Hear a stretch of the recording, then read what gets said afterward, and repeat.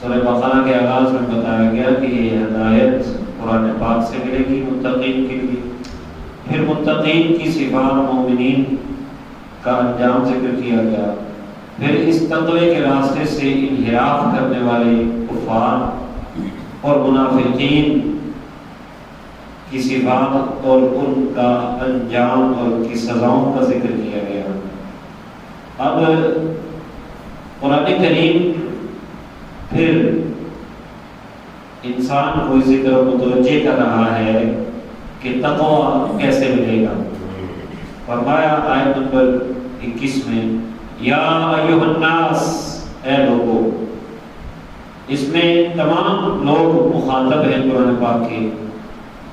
تمام لوگوں کو قرآن کریم خطاب فرما رہا ہے کہ اے لوگوں اعبدوا ربکم، عبادت کرو تم اپنے رب کی، الذی خلقکم، جس نے تمہیں بھی بنایا، والذین من قبلکم، اور ان لوگوں کو بھی بنایا جو تم سے پہلے، لعلکم تتقون، تاکہ تم تقوی حاصل کر سکو، تاکہ تم پرہیزگار بن سکو.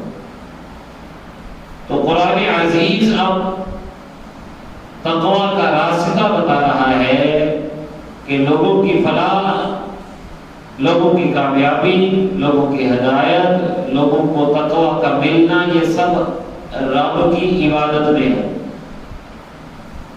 اعبدوا، عبادت کرو. عبادت کسے کہتے ہیں؟ انتہائی عاجزی کی انتہائی صورت کسی ایسی ذات کے سامنے جس کو عبادت کے لائق سمجھا جائے.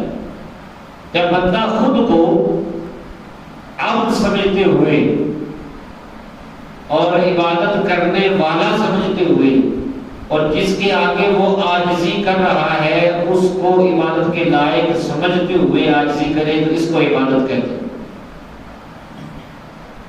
تو اے لوگوں عبادت کرو. اب عبادت کا مفہوم اسلام میں بڑا وسیع ہے. چند مخصوص افعال کا نام عبادت نہیں. اگرچہ نماز، روزہ، حج، زکوٰۃ یہ فرائض ہیں اور یہ بھی عبادت میں ہی شامل ہے اور بڑی شان والی اہم عبادتیں ہیں، لیکن اللہ تبارک و تعالی کے پیارے حبیب علیہ السلام نے اور دیگر انبیاء کرام علیہ السلام نے جو عبادت کا تصور دیا وہ زندگی کے ہر لمحے میں اللہ کی اطاعت میں رہنا، وہ ہے عبادت. قرآن عظیم نے فرمایا یا ایھا الذین آمنوا اسجدوا وارکعوا واعبدوا ربکم وافعلوا الخیر لعلکم تفلحون. یا ایھا الذین آمنوا، اے ایمان والو. اب اس میں رکوع کا بھی ذکر ہے. ارکعوا، رکوع کرو، واسجدوا، سجدہ کرو، واعبدوا ربکم، اور رب کی عبادت کرو. رکوع اور سجدے کا بالخصوص ذکر کر کے اس کے بعد پھر فرمایا کہ رب کی عبادت بھی کرو. تو یہاں یہ بھی ہو سکتا ہے کہ خاص کا ذکر کر کے عام ذکر کیا، اور یہ بھی ہو سکتا ہے کہ ایک تو مخصوص ارکان ہے کہ جب رب نے کہا قوموا للہ قانتین، کھڑے ہو جاؤ، تو ہم نے نماز میں قیام کیا. جب رب نے فرمایا ارکعوا مع الراکعین، رب کی بارگاہ میں جھکو، تو ہم باجماعت آ کے رب کی بارگاہ میں جھک گئے. اور جب اللہ تعالیٰ نے فرمایا اسجدوا، سجدہ کرو، تو ہم نے سجدے میں رکھ دیا. یہ مخصوص اوقات میں مخصوص عبادت نماز ہے. اور واعبدوا ربکم، پھر عام فرمایا کہ رب کی عبادت کرو. مطلب یہ ہے کہ زندگی کا ہر لمحہ ہی رب کی یاد میں گزرنا چاہیے. جو کام کرنا ہے اس میں سوچیں کہ میرے رب کی رضا کس میں ہے، تو یہ عبادت ہے. وافعلوا الخیر، اور خیر کے کام کرو تاکہ تم کامیاب ہو جاؤ، لعلکم تفلحون. تو یہ قرآن عزیز نے جگہ جگہ فرمایا ہے. اور عبادت تو ہر لمحے ہے. فرمایا کہ وَاعْبُدْ رَبَّكَ حَتَّى يَأْتِيَكَ الْيَقِينُ، اس وقت تک رب کی عبادت کرتا رہے یہاں تک کہ رب کی بارگاہ سے بلاوا آ جائے. اللہ تبارک و تعالیٰ کی بارگاہ میں جھکے رہنا، بہرحال عبادت کرنی ہے. اور اس پر کسی کی دو رائے نہیں ہے، بچے گا وہی جو رب کی عبادت میں رہے گا، کیونکہ بندہ مومن کے حوالے سے قرآن عزیز نے بلکہ انسانوں جنوں کے حوالے سے فرمایا وَمَا خَلَقْتُ الْجِنَّ وَالْإِنسَ إِلَّا لِيَعْبُدُونِ، ہم نے تو جنوں انسانوں کو بنایا ہی اس کے لیے ہے کہ وہ میری عبادت کریں، لِيَعْبُدُونِ تاکہ وہ میری عبادت کریں، لِيَعْرِفُونَ بھی علماء اس کی تشریح میں بتاتے ہیں تاکہ وہ میری پہچان حاصل کریں۔ اب پہچان حاصل کرنے کے فرمایا کون ہے رب؟ ربکم الذی خلقکم، رب وہ ہے جس نے تمہیں بھی بنایا ہے اور ان لوگوں کو بھی بنایا ہے جو تم سے پہلے۔ رب ہوتا ہی وہ ہے۔ فرمایا ربوبیت کیا ہے کہ کسی شے کو اس کی ابتدا سے انتہا کی طرف لے کے جانا، تدریجاً اسٹیپ بائی اسٹیپ۔ اللہ تبارک و تعالیٰ کائنات کی ہر شے کو پالنے والا ہے، اس کی نگہبانی کرنے والا ہے، اس کو انتہا تک، انتہائی کمال تک پہنچانے والا ہے، وہ رب ہے۔ اور اس کے اندر دیکھیے، اگر ہم دیکھیں تو یہ ہمارے اندر جو نعمت رب کی پائی جاتی ہے، یہ ہماری تخلیق جو ہے، جو اللہ تعالیٰ نے ہمیں بنایا ہے، یہ انفسی نعمتیں ہم اپنے اندر جھانکیں تو ایک کائنات ہمارے جسم کے اندر موجود ہے۔ اور آپ دیکھ سکتے ہیں، آپ میڈیکل سائنس آپ کو بتاتی ہے کہ کتنے نظام ہیں ہمارے جسم کے اندر، اور یہ ہماری زندگی اور موت کا نظام، ہمارے بڑھنے کا، ہمارے نشو و نما کا۔ ہم تو مثالیں دیکھتے ہیں، ناخن کاٹتے ہیں پھر ہمارے سامنے بڑھتے ہیں، بال کاٹتے ہیں پھر ہمارے سامنے بڑھتے ہیں، زخم آتا ہے پھر ہمارے سامنے بھرتا ہے۔ کیا ہم اس پر کوئی دیکھ رہے ہوتے؟ ہم کوئی اس کے لیے کچھ جدوجہد کر رہے ہوتے؟ رب کی طرف سے سارے سلسلے جاری۔ تو پھر فرمایا کہ یہ تمہیں بھی بنایا ہے، تم سے پہلے لوگوں کو بھی بنایا، اور ساتھ ہی اگلی آیت میں آفاق کی نعمتیں جو ہمارے ارد گرد اللہ تعالیٰ کی نعمتیں پہلی ہیں۔ اللہ نے جعل لكم الارض فراشا، وہ ذات جس نے تمہارے لیے اس زمین کو فرش بنایا، بچھونا بنایا، والسماء بناء، آسمان کو عمارت بنایا، وانزل من السماء ماء، اور آسمان سے پانی نازل کیا، فاخرج به من الثمرات رزقا لكم، اور اس پانی کے ذریعے تمہارے لیے پھل نکالے تمہارے رزق کے لیے۔ زمین اور آسمان کا ایک تعلق ہے، آسمان سے برکھا برستی ہے، زمین کے سینے کو چیر کے زمین کے اندر سما جاتی ہے، اور زمین کے اندر جو آپ نے بیج چھوڑا ہوتا ہے اللہ کے بھروسے میں، کسان چھوڑ کے آ جاتا ہے نا، اس کو بیٹھ کے دیکھتا نہیں رہتا کہ اب کیا ہو رہا ہے، بس اللہ کے حوالے کر کے آ گیا تو پالتا ہے مٹی کی تاریخ، پالتا ہے بیج کو مٹی کی تاریکی میں کون پالتا ہے بیج کو مٹی کی تاریکی میں کون اٹھاتا ہے دریاؤں کی موجوں سے سحاب، اور کس نے بھر دی موتیوں سے ہوشائے گندم کی جیب۔ یہ زمین کس کی ہے؟ کس کا ہے نور آفتاب؟ کون لایا پنچم سے کھینچ کے بعد سازگار؟ کس نے سکھلائی ہے موسموں کو ہوئے انقلاب؟ کون ہے؟ اللہ رب العالمین۔ آپ کے ارد گرد جو نعمتیں پھیلی ہیں ان پر نظر دوڑائیں، سوچیں، سمجھیں اس بات کو کہ کوئی تو ہے جو نظام ہستی چلا رہا ہے، وہی خدا ہے، وہی خدا ہے، دکھائی بھی جو نہ دے نظر بھی جو آ رہا ہے، وہی خدا ہے، وہی خدا ہے۔ تلاش اس کو نہ کر بتوں میں، وہ ہے بدلتی ہوئی رتوں میں، جو رات کو دن اور دن کو رات بنا رہا ہے، وہی خدا ہے۔ سفید اس کا، سیاہ اس کا، نفس گواہ اس کا، جو شعلہ جان جلا رہا ہے، بجھا رہا ہے، وہی خدا ہے۔ کسی کو تاج وقار بخشے، کسی کو ذلت کے ہار بخشے، تعز من تشاء وتذل من تشاء، کسی کو تاج وقار بخشے، کسی کو ذلت کے ہار بخشے، جو سب کے ماتھے پہ مہر قدرت لگا رہا ہے، وہی خدا ہے، وہی خدا ہے۔ اللہ تبارک و تعالی کی ذات کی پہچان اس کائنات کے اندر، یہ اللہ کی نشان کیا؟ فرمایا کہ جس نے یہ سب کچھ تمہیں دیا تو اب کیا کرنا ہے؟ فلا تجعلوا للہ اندادا، اب اللہ کے شریک نہ بناؤ، وانتم تعلمون، جانتے بوجھتے ہوئے تم جانتے بھی ہو کہ سب کچھ اللہ کا بنا ہے، تمہیں بھی اللہ نے بنایا، تمہارے ارد گرد یہ جو آسمان کی بلندیاں ہیں، جو زمین کی پہنائیاں ہیں، جو دریاؤں کی روانیاں ہیں، جو پہاڑوں کی اونچائیاں ہیں، جو میدانوں میں سرسبزیاں اور شادابیاں ہیں، یہ سب اللہ تعالیٰ کی طرف سے عطا کرتا ہے۔ سورج کی چمک بھی اللہ تعالیٰ کی عطا کی ہوئی، تاروں کی دمک بھی اللہ تعالیٰ کی عطا کی ہوئی، چاند کی روشنی بھی اللہ تبارک و تعالیٰ کی عطا کی ہوئی ہے۔ تو ان سب چیزوں کو دیکھ کر رب کی بارگاہ میں جھک جاؤ اور رب کی عبادت کرو۔ تو یہاں پر قرآن کریم نے اللہ تبارک و تعالیٰ کی توحید پر دلائل دیے، اور پھر اس کے ساتھ ہی قرآن کریم کی اور نبی کریم صلی اللہ علیہ وسلم کی حقانیت کا ذکر کیا گیا۔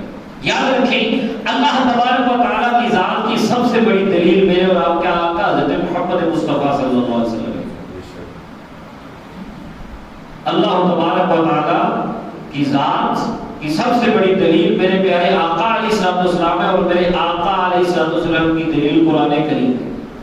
تو ایک ترتیب ہے اس میں، آپ دیکھیے توحید کی، اور رب کی نعمت عظمیٰ ہے، توحید کی آیت کبریٰ ہے، بے شک مرسل کی سب شانیں مرسل کی شان دکھاتی ہیں۔